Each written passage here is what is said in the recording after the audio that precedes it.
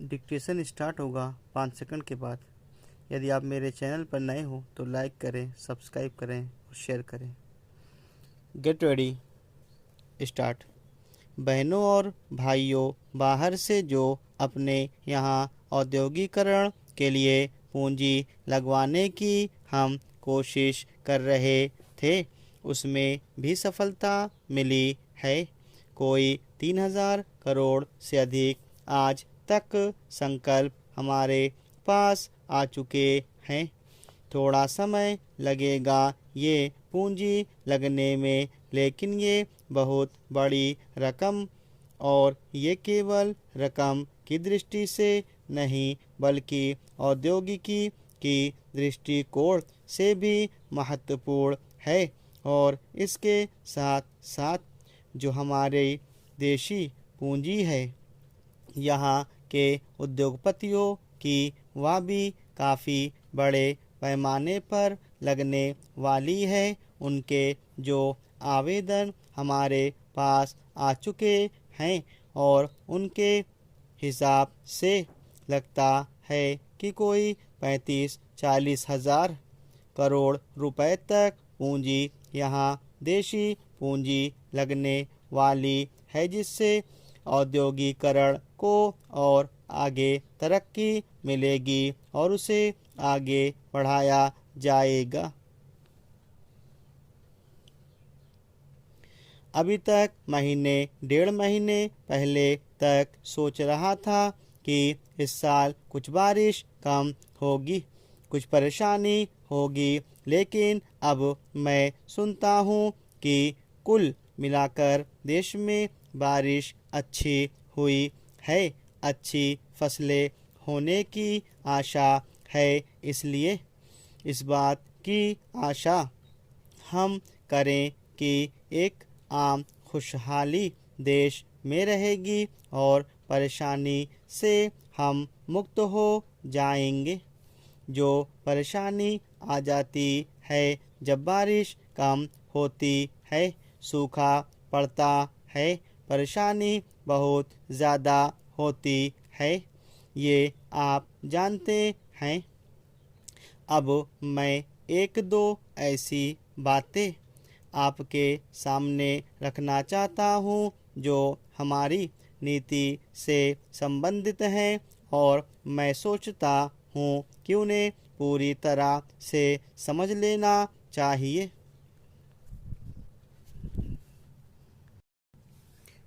यह आपसे पहला सूत्र यह कहना चाहूँगा कि हम एक बृहद कार्यक्रम में लगे हुए हैं, बहुत बड़े कार्यक्रम में, आर्थिक प्रगति के कार्यक्रम में, देशव्यापी कार्यक्रम में, 10वीं पंचवर्षीय योजना जिसमें कोई 8 लाख करोड़ रुपए की लागत लगने वाली है, पैसा लगने वाला है। ऐसे कार्यक्रम में हम लगे हुए हैं। जब इतने बड़े कार्यक्रम में हम लगे हुए हैं तो ये परमावश्यक है कि हमारा ध्यान एक तरफ रहना चाहिए, उस पर केंद्रित होना चाहिए। उस कार्यक्रम पर इधर उधर हमारा ध्यान नहीं जाना चाहिए। हो सकता है कि इस ध्यान को इधर उधर हटाने के लिए कुछ व्यवधान आएंगे, कुछ बाधाएं आएंगी, कुछ को लाया जाएगा जानबूझकर या कुछ परिस्थिति में आएगा, लेकिन उन छोटी मोटी समस्याओं को हम हल कर अवश्य लेंगे। महोदय, पिछले प्राय 5 दिन से राष्ट्रपति के अभिभाषण पर बहस चलती रही है। मुझे प्रसन्नता है कि अनेक सदस्य स्वीकार करते हैं कि यह अभिभाषण हमारे राष्ट्रीय जीवन के एक नए चरण के आरंभ का सूचक है। यह बात न केवल बजट से जाहिर होती है, बल्कि उन अनेक उपायों से भी प्रकट होती है जो किए गए हैं और किए जाएंगे। विपक्ष के हमारे माननीय सदस्यों ने अपने पारंपरिक भाषण दिए हैं, जिनमें उन्होंने अपने विचार रखे हैं और जो प्रत्याशित तथा सुविदित हैं। फिर भी हमने हर तरह की आलोचना का सदा स्वागत किया है। विशेषतः इस प्रकार की बहस के दौरान जो हमें अपने उद्देश्यों तथा नीतियों को प्रस्तुत करने का मौका देती है। राष्ट्रपति महोदय ने हमारा मार्गदर्शन किया है कि हम अग्रदृष्टि रखें, आगे की ओर देखें, लेकिन ऐसा लगता है विपक्ष के हमारे कुछ मित्रों ने इस आह्वान को अनदेखा कर दिया है। इससे हमें आश्चर्य नहीं हुआ है। बहस से एक और भी उपयोगी काम हुआ है।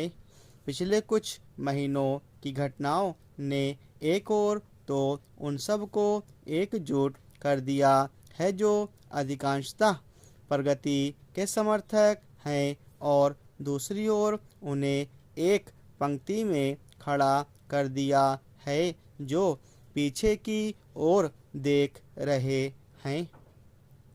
इस सदन में हमें तात्कालिक समस्याओं में इतने डूबे हुए हैं कि विश्व में सक्रिय बड़ी बौद्धिक एवं राजनैतिक शक्तियों के अस्तित्व को हम बिना गहरा विचार किए स्वीकार करते चलते हैं, जबकि हम अपने देश के आर्थिक और सामाजिक ढांचे को बदलने में लगे हुए हैं। प्रौद्योगिकी पूरे विश्व को बदल रही है, रूपांतरित कर रही है। संचार के आधुनिक तरीकों का प्रभाव हमारे तथा अन्य सभी देशों के युवा वर्ग पर पड़ रहा है। देश के दूरदराज वाले क्षेत्रों तक में हमें यह नहीं भूलना है कि हम आज जो कहें या करें उसकी हमारी नौजवान पीढ़ी के लिए कुछ सार्थकता होनी चाहिए।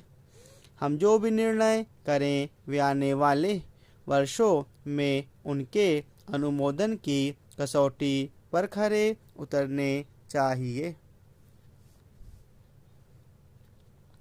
मुझे स्वीकार करना होगा कि विपक्ष के नेता ने जो कुछ कहा उससे मुझे निराशा हुई।